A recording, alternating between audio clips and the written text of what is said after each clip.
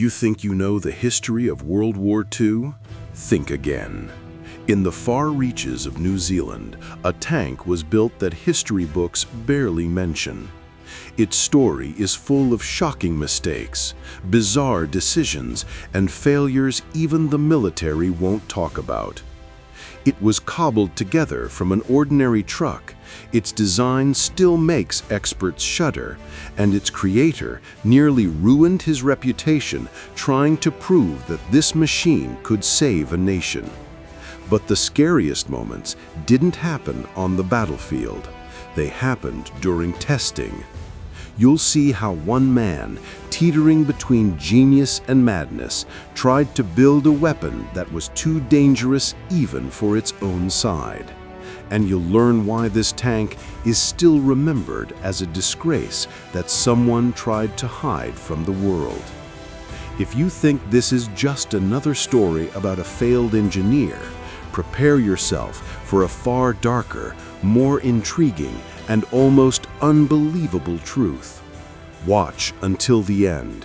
You'll see details that could have cost the lives of those nearby. When World War II began, New Zealand suddenly realized just how vulnerable it was. The country, far from the main theaters of war, had long lived in a sense of security. But 1940 shattered that illusion. In the north, Japan was advancing rapidly, seizing colonies and islands, and rumors spread that the island nation's eyes were turning south, toward resource-rich lands and defenseless island states. Britain, the country New Zealanders relied on, was fighting for its own survival. Daily, black smoke hung over London from Luftwaffe raids. The nation's industry was pushed to the limit, and helping the colonies was the last thing on anyone's mind. New Zealand was effectively on its own. No support, no equipment, no certainty about the future. In desperation, the government made a bold, logical decision to try building their own armored vehicle. Not for pride, but for survival. The initiative gained military support, but reality soon hit. New Zealand had neither heavy industry nor tank building experience.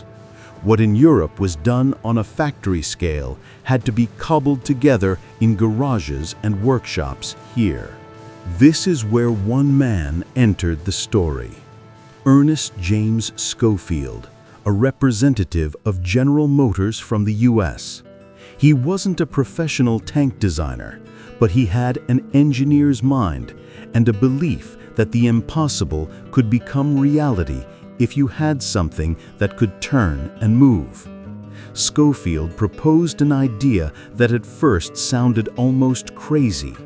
Build a tank based on a civilian Chevrolet truck, a vehicle that could drive on roads and off, cheap and easy to produce. A wheeled-cum-tracked hybrid built with local resources, without complex machinery or armored plates. The military reacted with cautious interest. In those years, desperation often fueled innovation. In a country where even infantry helmets had to be ordered from overseas, the thought of a domestic tank felt like defying fate. By August 1940, just a few months after work began, a full-scale wooden mock-up was ready. It looked crude, but it was symbolic. A rectangular hull, a tall turret, an awkward silhouette attempting to catch up with a world that had moved too far ahead. The military inspected it carefully. Wood, paint, metal imitation, but the idea seemed viable. The model was approved, and the Defense Department ordered 2 steel prototypes. Spirits were high. For a small nation, this was a step into a completely new era. When assembly of the first prototype began, the engineers faced harsh reality. New Zealand's factories lacked equipment to work armored steel.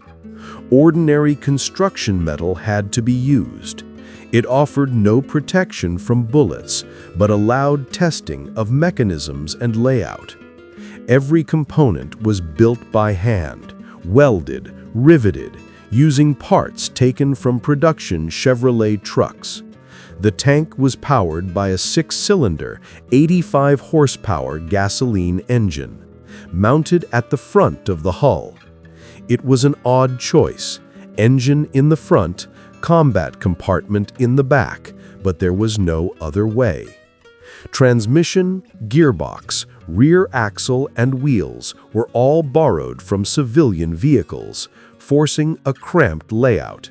The suspension combined wheels and tracks.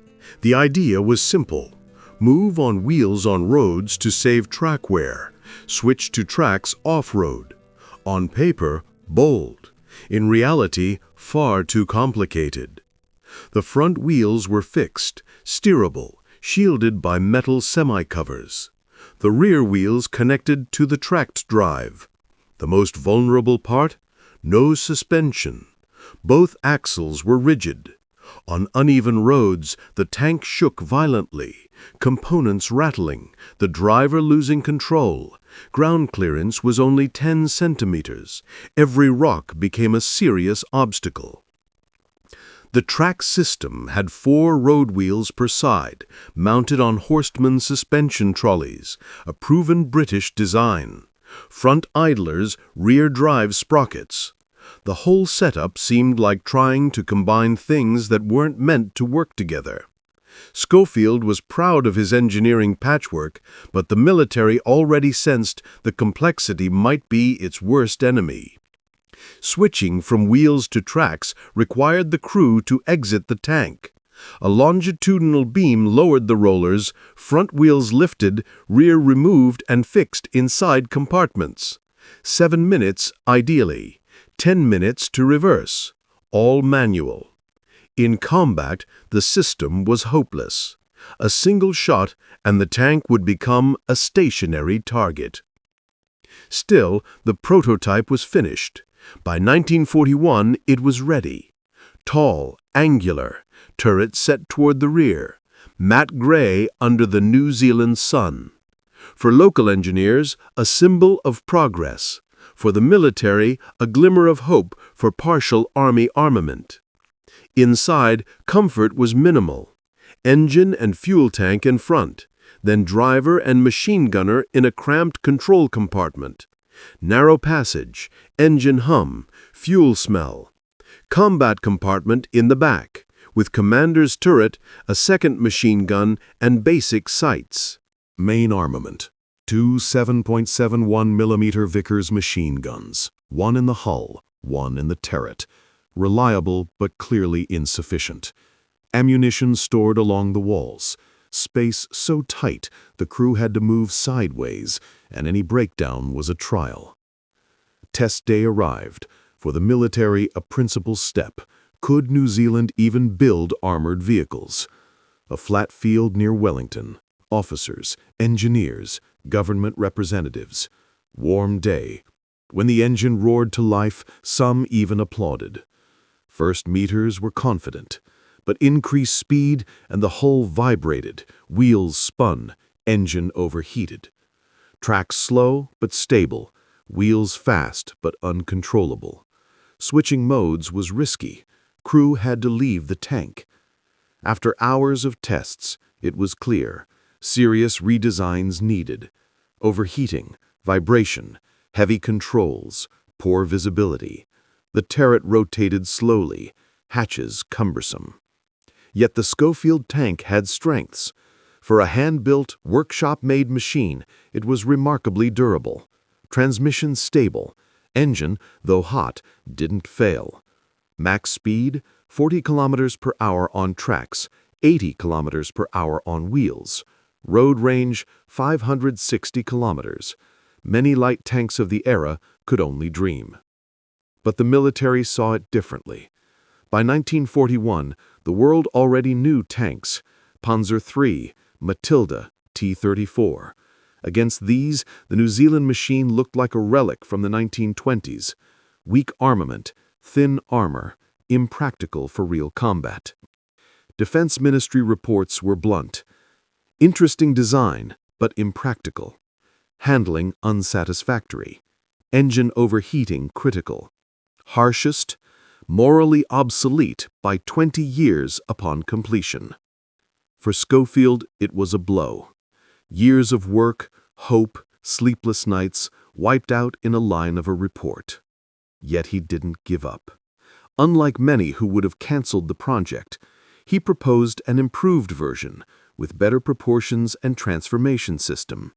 He believed that in wartime, even imperfect ideas could save lives. But history had other plans. Britain had stabilized tank production and begun supplying allies. The need for workshop experiments vanished. Schofield's new project received no support. Still, the episode left a mark.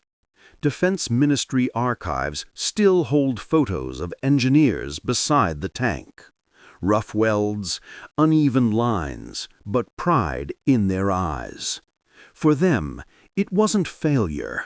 It was proof that even at the world's edge, a country could build a tank. Not the best, but their own. The Schofield tank never went into production, never saw combat, left no mark on the front lines.